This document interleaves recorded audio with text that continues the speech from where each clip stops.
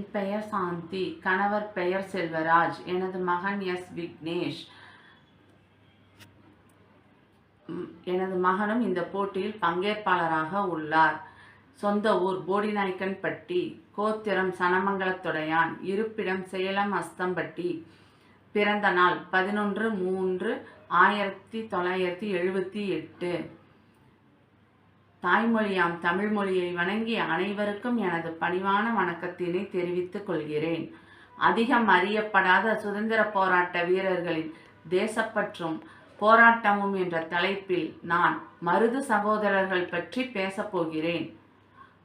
விருதுநகர் மாவட்டம் நரிக்குடி அருகே முக்குளம் என்ற கிராமத்தில் மூக்க பழனியப்பன் ஆனந்தாயி தம்பதியரின் மகன்களாக பிறந்தவர்கள்தான் மருது சகோதரர்கள். மருது சகோதரர்களில் அண்ணனின் பெயர் பெரிய மருது.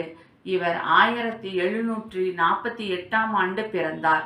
தம்பியின் பெயர் சின்ன மருது. இவர் 1753ஆம் ஆண்டு பிறந்தார். சிவகங்கை சீமையின் வேங்கைகளாக வாழ்ந்த மருது சகோதரர்கள் ஆங்கிலேயரை எதிர்த்து வீரத்துடன் போராடிய மாவீரர்கள் ஆவர்.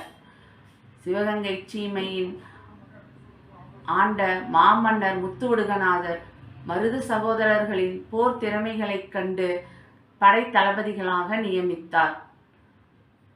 ஆங்கிலேயர்கள் முத்துவடுகநாதரை படுகொலை செய்த பின்னர் முத்துவடுகநாதரின் மனைவியும் அரசியுமான வேலுநாச்சியாரின் தளபதிகளாக திகழ்ந்தனர்.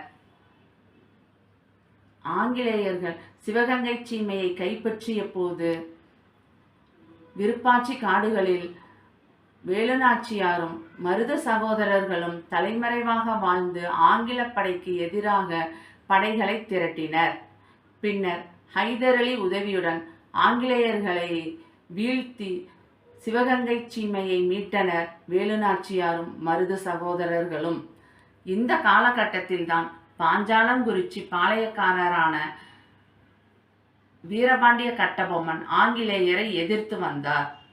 ஆங்கிலேயர்கள் வீரபாண்டிய கட்டபொம்மனை தூக்கிலிட்ட போது அவரது தம்பி ஊமைத்துறைக்கு அடைக்கலம் கொடுத்தனர் மருது சகோதரர்கள். இதனை உளவு பார்த்த ஆங்கிலேயர்களின் கோபம் மருது சகோதரர்கள் மீது திரும்பியது.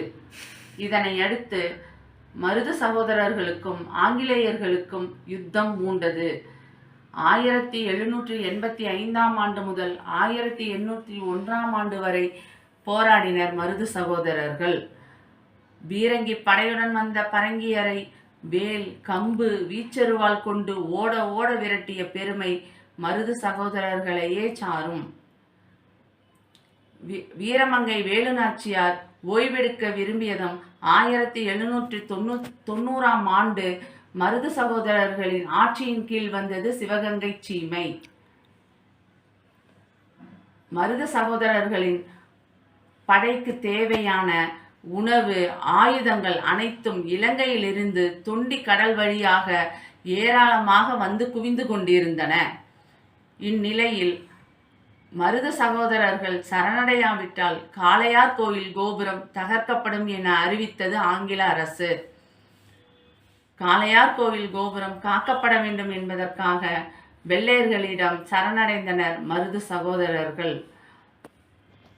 சரணடைந்த மருது சகோதரர்களை ஆங்கிலேயர்கள் 1801ஆம் ஆண்டு அக்டோபர் மாதம் 24ஆம் நாள் திருப்பத்தூர் கோட்டையில் தூக்கிலிட்டனர்.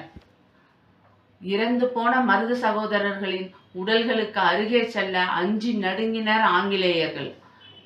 பின்னர் மருது சகோதரர்களின் மருது சகோதரர்களின் நண்பர்கள், உறவினர்கள், குழந்தைகள் என 500க்கும் மேற்பட்டோரை கொன்று குவித்தது பிரிட்டிஷ் படை.